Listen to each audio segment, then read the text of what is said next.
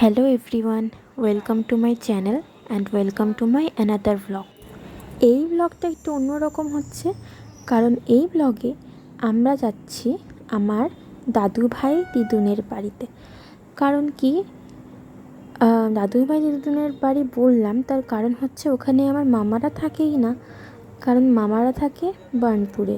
আসলে আমার মামা বার্নপুরে চাকরি করে, তো সেই জন্যে আমার মামা ওখানে থাকে, আমার মামি বোনু সবাই ওখানেই থাকে। আর কোনো ওকেশন পারপাস যেমন ভাইফোঁটা, কালী পুজো, এই টাইমটাতে প্রায় সময় মামারা আর আমরা মাসিরা সবাই গিয়েও দাদু দিদুনের বাড়িতে যাই। আর তখন আমাদের খুব মজা হয়। তো ট্রেনে না আমরা একদমই বসার জায়গা পাইনি, মোটামুটি ভালোই ভিড় ছিল।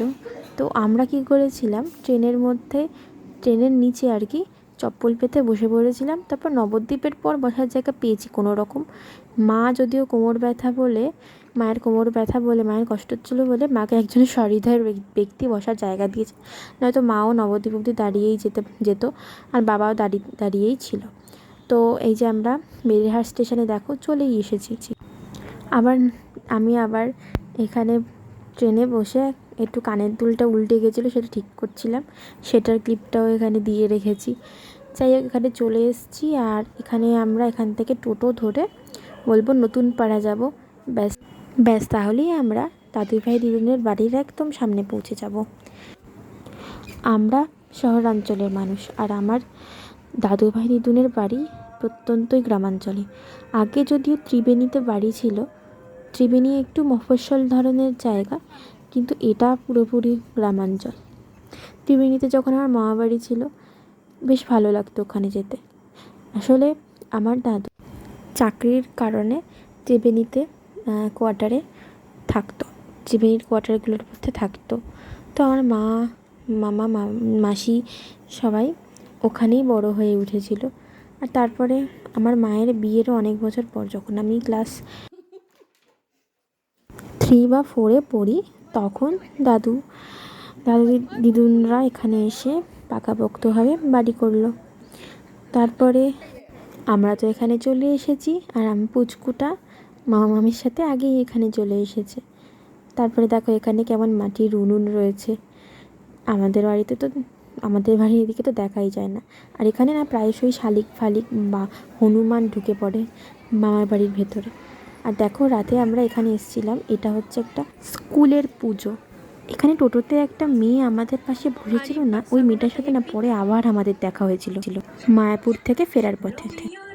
এখানে এত নাচ গান হতে দেখে আমাদের পুচকু বুনুটারও ইচ্ছা করছিল ও একটু স্টেজে উঠে নাচবে।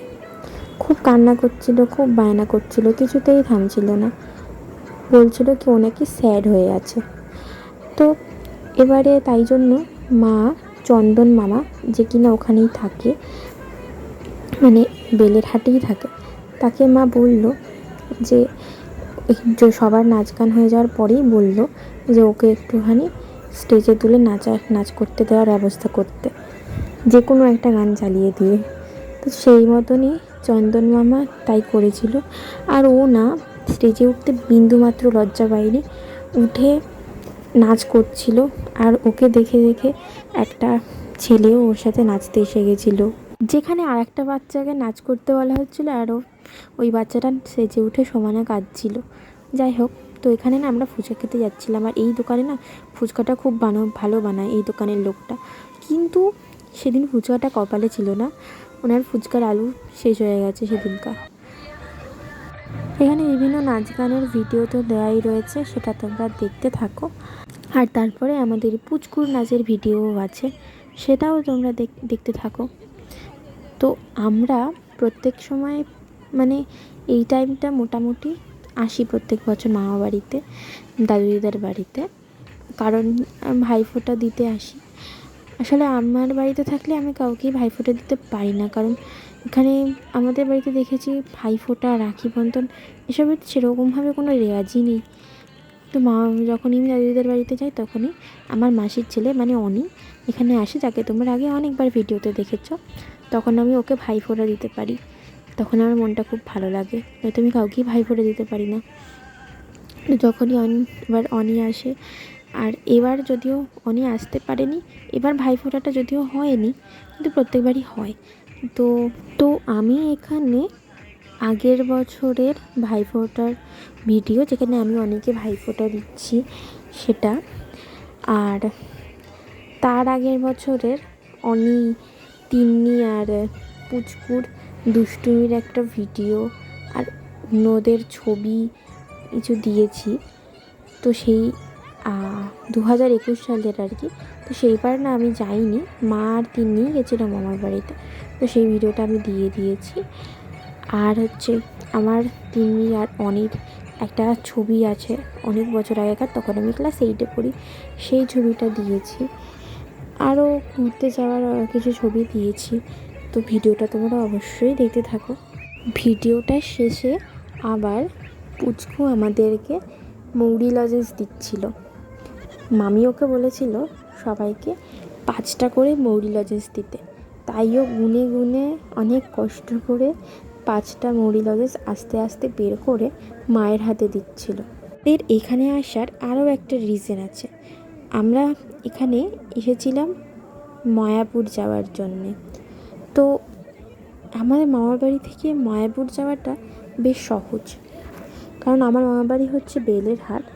বেলেরহাটের থেকে যদি মায়াপুর যেতে হয়, তবে বেলেরহাট থেকে লক্ষ্মীপুর স্টেশন, মেরতলা ফলেয়া স্টেশন, তারপরে আরও বোধহয় পূর্বস্থলী, এরকম কিছু 4-5টা স্টেশন পরে বিষ্ণুপ্রিয়া বলে একটা স্টেশন আছে। বিষ্ণুপ্রিয়ায় নেমেও যাওয়া যায়, নবদ্বীপে নেমেও যাওয়া যায়। আমরা বিষ্ণুপ্রিয়া নেমেই গেছিলাম। তো বিষ্ণুপ্রিয়া স্টেশনে নামার পর টোটো, নৌকা, আবার টোটো, এরমভাবে আমরা মায়াপুর গেছিলাম। তো মায়াপুর ট্রিপের ভিডিও আমি আবার পরের পার্টে দেব। এই পার্টে আমি এই প্রথম দিন যেদিন দাদুদিদার বাড়ি গেলাম, সেদিন কী কী এনজয়মেন্ট হলো সেগুলোই এখানে ভিডিওতে শেয়ার করেছি। মায়াপুরে সবার সাথে ঘুরে আমার ভালো লেগেছে। তাছাড়া আমার হ্যাবক কিছু মনে হয়নি। তো যাই হোক, দেখো এখানে পুচকু একদম বিন্দাসে দমদার নাচ করছে। ও ভীষণই মানে কি বলবো, সাবলীলভাবে নাচছিল। ও কিন্তু কোনো লজ্জা পায়নি, কারোর দিকে তাকায়নি, উঠে নাচছিল। প্রথমে একটু আমি ওকে দেখাচ্ছিলাম এরম এরম নাচতে, তারপরে যখন ওই ছেলেটা উঠলো, ভাইটা, তখন ওর সাথে সাথে ও একদম ভাইটা যা যা করছে, ও একদম ভাইটার সাথে সাথে তাই তাই করতে শুরু করে দিয়েছিল। তারপরে সবাই খুব এনজয় করেছি আমরা ওর নাচটাকে। তারপরে আমরা যখন আসছিলাম, হেঁটে হেঁটেই বাড়ির দিকে যাচ্ছিলাম, তখন রাস্তা দিয়ে ওই অনুষ্ঠানে কিছু লোক ছিল, তারা যাচ্ছিল। তারা আবার বলল কি যে ওকে হাঁটিয়ে হাঁটিয়ে নিয়ে যাচ্ছেন কেন, এত নাচলো, ওকে কোলে করে নিয়ে যান। বাড়ি পৌঁছে দাদু দিদুনকে, মামাকে, বাবাকে, সবাইকে ওর ভিডিওটা দেখিয়ে দিয়েছিলাম আমরা। আর সবাই তো খুব মজা পেয়েছে ওর ভিডিওটা দেখে। আমরা কালী পুজোর ঠিক পরের দিনই এখানে আসার উদ্দেশ্যে বেরিয়ে গেছিলাম। তো এখানে আসার পর থেকে বিশ্বাস করো আমাদের কারো ফোনে নেট নেই, মানে কারো ফোনে নেট আসছে না, শুধু বাবার ফোনে নেট আসছে। আর দাদু দিদুনের যে একটা ফোন আছে, ওটা থেকে ওয়াইফাই নিয়ে ইউজ করা হচ্ছে। সবাই ওটা থেকে ওয়াইফাই নিচ্ছে, ফলে এমন হচ্ছে যে কেউই ঠিকঠাক পাচ্ছে না এক সময়, ওরা সব নেট শেষ হয়ে যাচ্ছে, এরকম ব্যাপার হয়ে যাচ্ছিল। তো কী আর করা যাবে, মানে গ্রামের দিকে যেতে আমার ভালো লাগে, গ্রাম সুন্দর লাগে, কিন্তু গ্রামে মাঝে মাঝে এমন মানে হুটহাট করে না কারেন্ট চলে যায়। বর্ষাকালে যখন এই বছরই গেছিলাম, বর্ষাকালের দিকে একটু, তখন পুরো 2-3 দিন ধরে কারেন্ট ছিল না। যে কদিন আমরা ছিলাম সেই কদিন ধরে কারেন্ট ছিল না, কী আর বলবো। কিন্তু শহরাঞ্চলে সচরাচর এই ধরনের জিনিস হয় না। আমার গ্রামাঞ্চলে অনেক গাছপালা, শহরাঞ্চলে এত গাছপালা নেই। গ্রামেও কিছু ফেসিলিটিস আছে, শহরাঞ্চলেও কিছু ফেসিলিটিস আছে। দুদিকেরই প্লাস পয়েন্ট আছে বা মাইনাস পয়েন্টও আছে। কথা বলতে বলতে ব্লগটা কিন্তু প্রায় শেষের দিকে চলে এসছে। আর দেখো, এটা এই সালের ভাইফোঁটার ভিডিও। তো যাই হোক, আমার কথা তো এখানেই আমি শেষ করছি আপাতত। আর বাদবাকি কথা আমি পরের ভ্লগে বলবো, বাদবাকি ভিডিও পরের ভ্লগে দেবো। এই ভিডিওটা ভালো লাগলে অবশ্যই লাইক, কমেন্ট, শেয়ার, আর আমার চ্যানেলটাকে সাবস্ক্রাইব না করে থাকলে সাবস্ক্রাইব করে দিও।